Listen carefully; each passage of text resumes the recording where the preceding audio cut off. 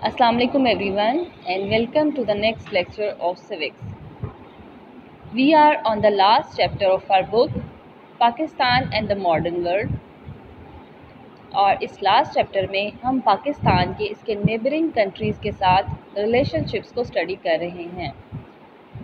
अपने previous lecture में हमने पाकिस्तान के चाइना के साथ रिलेशनशिप्स को डिस्कस किया था और हमारा आज का टॉपिक है इंडो पाक रिलेशंस, पाक भारत ताल्लुकात।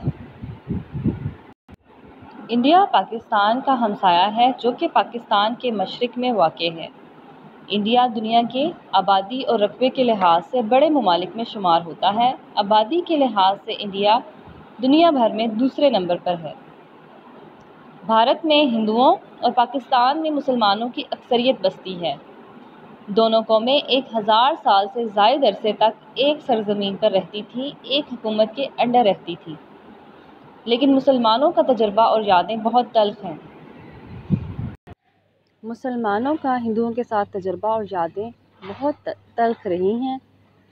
बरतानवी दौरे हुकूमत में जब भी हिंदुओं को मौका मिला उन्होंने मुसलमानों को नुकसान पहुंचाने की हर मुमकिन कोशिश की, जबकि मुसलमानों के 1000 साला दौरे हुकूमत में मुसलमानों ने हमेशा रवादारी का मुजाहरा किया।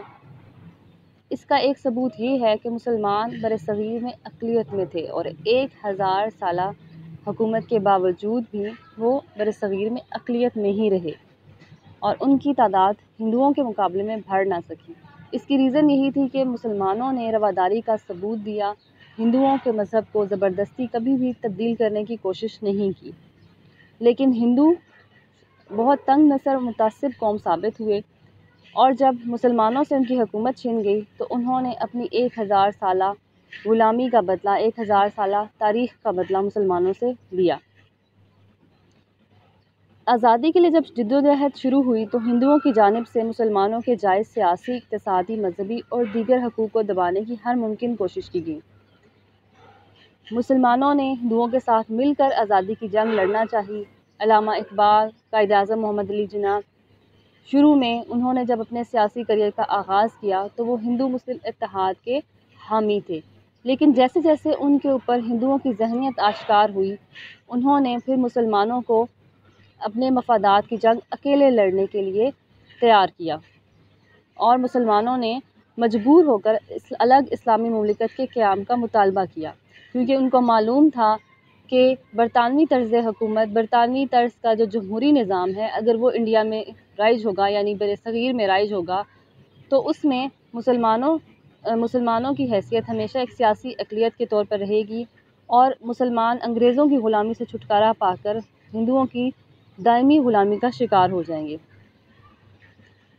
जब हिंदुओं को ये इस बात का पता चला उन्होंने मुसलमानों को उनका सियासी हक़ लेने से उनके सियासी हकूक़ के लिए की शदीद मुखालफत की और जितनी मुखालफत अंग्रेज़ों ने बरसग़ीर की आज़ादी के लिए की थी उससे कहीं ज़्यादा मुखालफत हिंदुओं ने बरसग़ीर की तक़सीम के मुतालबे की और तक़सीम का मुतालबा मुसलमानों ने ही किया था।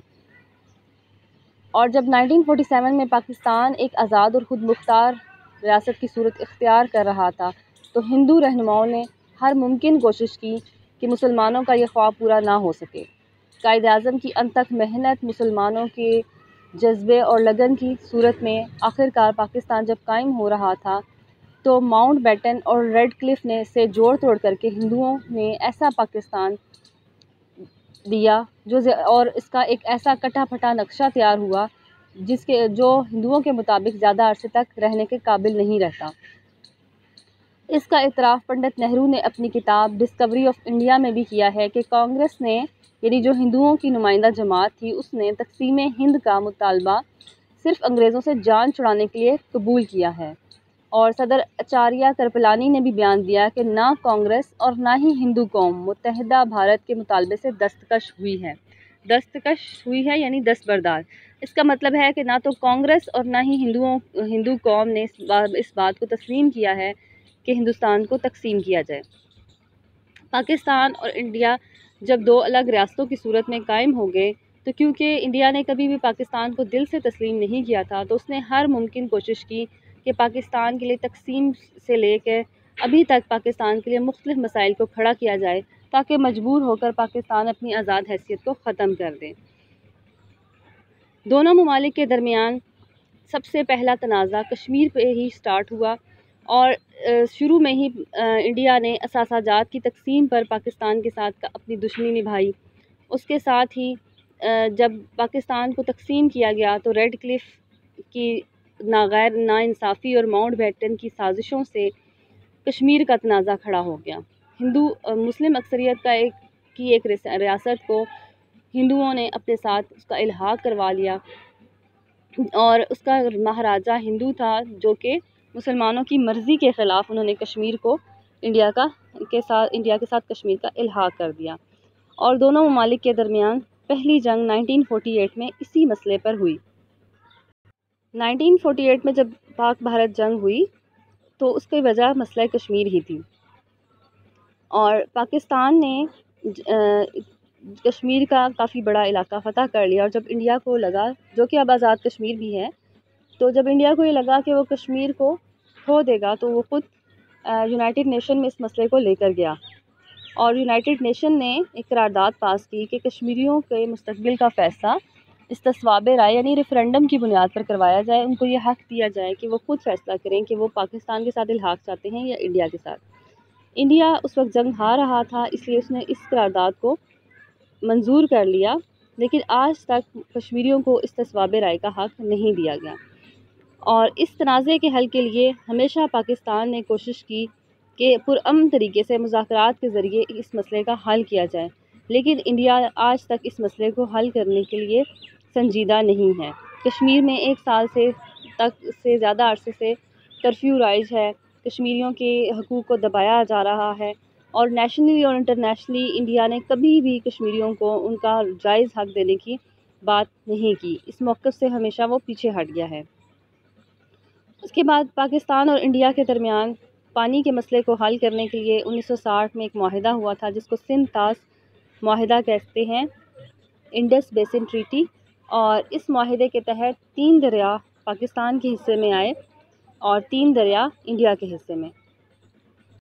दरियाए सतलज, ब्यास और रावी इंडिया के हिस्से में और जेहलम, सिंध और चनाब पाकिस्तान के हिस्से में आते हैं। इसके बावजूद अभी तक हम देखते हैं कि भारत इस सिलसिले में भी पाकिस्तान को बहुत तंग करता है। पाकिस्तान एक बरानी मुल्क है जिसकी फसलों का इन्हिसार नहरी पानी पर और बारिशों के पानी पर होता है। इसके बावजूद पाकिस्तान का इंडिया कभी भी पानी बंद कर देता है और जब उसके पास पानी ज़्यादा होता है तो वो पानी खोल देता है और पाकिस्तान में सैलाब जैसी कैफियत पैदा हो जाती है। उसके बाद 1965 में पाकिस्तान और भारत के दरमियान जंग हुई। इंडिया ने पाकिस्तान के ऊपर ज़बरदस्ती एक जंग मुसल्लत की जिसमें पाकिस्तान जीत गया, लेकिन पाकिस्तान और इंडिया के मसाइल को मुज़ाकरात के ज़रिए हल करने के लिए रूस ने अपनी खिदमात पेश की और ताशकंद में एक माहिदा हुआ जिसको माहिदा ताशकंद कहते हैं। ये जनवरी 1966 में हुआ था। इसके तहत भी पाकिस्तान ने भारतीय जो इलाके थे जिनके ऊपर उसने जंग के दौरान कब्ज़ा कर लिया था और जो भारतीय फ़ौजी कैदी आए थे उनको रिहा कर दिया। इसी तरह 1971 की जंग में जिसमें इंडिया ने एक चाल चली, एक साजिश के ज़रिए मशरक़ी पाकिस्तान को पाकिस्तान से अलग कर दिया। तो उस जंग के बाद 1971 में शिमला माहिदा हुआ और ये माहिदा इंडिया के शहर पहाड़ी एक मुकाम है शिमला, वहाँ पर हुआ था। इसी निस्बत से इसको शिमला माहिदा कहा जाता है। और इन मुज़ाकरात के तहत इंडिया ने पाकिस्तान के 93,000 फ़ौजी जो थे उनको रिहा कर दिया और इस तरह पाकिस्तान और इंडिया ने मुज़ाकरात के ज़रिए अपने मसाइल को हल करने की कोशिश की। 1980 में जनूबी एशिया की इलाकाई ताउन की तंजीम सार्क में दोनों ममालिक ने ये अहद किया कि वो अपने अपने तनाज़ात को मुज़ाकरात के ज़रिए हल करने की कोशिश करेंगे और एक दूसरे के जो एटॉमिक सेंटर्स हैं, जवाहरी मराकज़ हैं, उन पर हमला नहीं करेंगे। 1989 में जब कश्मीरियों ने अपनी जद्दोजहद का आगाज़ तेज़ तर कर दिया तो भारत ने उसका इल्ज़ाम पाकिस्तान पर लगाया और पाकिस्तान ने भारत से कश्मीरियों को हक़ खुद इरादियत देने का मुतालबा किया। तो भारत ने हमेशा इस बात से चशमपोशी की, यानी इस बात को नज़रअंदाज किया। 1990s के एरा में दोनों ममालिक के ताल्लुकात में कदरे बेहतरी भी देखने में आई। दोनों ममालिक के दरमियान तजारत भी बढ़ी, लेकिन कश्मीर का एक ऐसा मसला है जो दोनों ममालिक के दरमियान बोन ऑफ कंटेंशन है। जब तक मसला कश्मीर हल नहीं होता, दोनों ममालिक के दरमियान तजारत या तजारती जो भी ताल्लुकात हैं, सिफारती ताल्लुकात हैं, वो अच्छे तरीके से बहाल नहीं हो सकते। 14 से 17 जुलाई 2001 में पाकिस्तान के सदर मुशर्रफ और भारत के वज़ीर आज़म के दरमियान अपनी ही नौयत की जो समिट कॉन्फ्रेंस थी आगरा में वो हुई थी, जिसमें दोनों सरबराहों ने इस बात को तय किया कि ये अपने मसाइल को मुज़ाकरात के ज़रिए हल करेंगे। इसको दुनिया भर में बहुत ज़्यादा पॉपुलैरिटी मिली। सदर मुशर्रफ और वज़ीर आज़म वाजपेयी थे, दोनों ने एक मेज़ पर बैठ कर टॉक्स की, लेकिन इन मुज़ाकरात का कोई भी नतीजा नहीं निकल सका। और इसकी रीज़न भी यही है, भारत की वही हठधर्मी कि वो कश्मीर के मौक़िफ़ पर अभी तक उसी बात पर अड़ा हुआ है कि कश्मीर उसका एक हिस्सा है, जबकि कश्मीर अक़वाम मुत्तहिदा के तमाम करारदादों के तहत और बैनुल अक़वामी असूलों के तहत एक मुतनाज़ इलाका है, जिसका हल कश्मीरियों की मर्ज़ी के मुताबिक और उनको इस्तिस्वाब राय देकर ही हो सकता है। तो 2001 में होने वाली ये कॉन्फ्रेंस भी नाकामी का शिकार हुई, क्योंकि मसला कश्मीर समेत पाकिस्तान और इंडिया के मसाइल को हल नहीं किया जा सका और बग़ैर किसी हतमी नतीजे के ये मुज़ाकरात भी नाकाम हो गए। इसी तरह 2004 में जब सार्क कॉन्फ्रेंस मुनक्किद हुई, तो इसमें भी कई दोनों ममालिक के दरमियान कई समझौते तय पाए और मुज़ाकरात को जारी रखने का भी अहद किया गया। 2013 में अक़वाम मुत्तहिदा की जनरल असम्बली के मौके पर पाकिस्तान और भारत के वज़ीर आज़म के दरमियान मुलाकात हुई और दोनों ने मुज़ाकरात के ज़रिए अपने मसाइल को हल करने की कोशिशें की, लेकिन इनका भी कोई खातिर ख्वाह नतीजा नहीं निकल सका। और उसके बाद हम देखते हैं कि जो लास्ट ईयर 2019 में पुलवामा का मसला हुआ था, पुलवामा में जो धमाके हुए उसका इल्ज़ाम भारत ने पाकिस्तान पर लगाया। और जब जब इंडिया को मौका मिला, इंडिया ने अपनी अंदरूनी मसाइल का इल्ज़ाम हमेशा पाकिस्तान पर लगा कर जंग की धमकियाँ दी और कई दफ़ा ऐसे हुआ कि दोनों ममालिक की जो फ़ौजें थीं वो सरहदों पर आ गईं। लेकिन पाकिस्तान और इंडिया के दरमियान 4 जंगों में जो कारगिल की जंग है उसको भी हम एक जंग ही तस्वुर कर सकते हैं। 3 जो थी वो मुकम्मल जंगें थीं, एक सिर्फ बॉर्डर्स की सतह पर जंग। इन चारों जंगों को मिलाकर भी आज तक दोनों ममालिक के दरमियान ना तो ये इन मसाइल का हल जंगें करवा सकी हैं और ना ही मुज़ाकरात करवा सके हैं। इंडिया कश्मीर को अपने जायज़ हकूक़ देने का कोई इरादा नहीं रखता और पाकिस्तान मसला कश्मीर के हल के बग़ैर इसको तस्लीम नहीं कर सकता। इंडिया की इसके साथ तजारती सिफारती ताल्लुकात को बेहतर तब तक नहीं किया जा सकता जब तक कि मसला कश्मीर हल ना हो जाए। और मौजूदा दौर में दोनों ममालिक के दरमियान खेलों के मुकाबले मुनक्किद करवा के एक दूसरे को दोस्ती का पैगाम दिया गया। पाकिस्तान ने हर मुमकिन कोशिश की कि इंडिया के साथ ताल्लुकात बेहतर किए जाएँ, तजारती मैदान में भी समझौते हुए।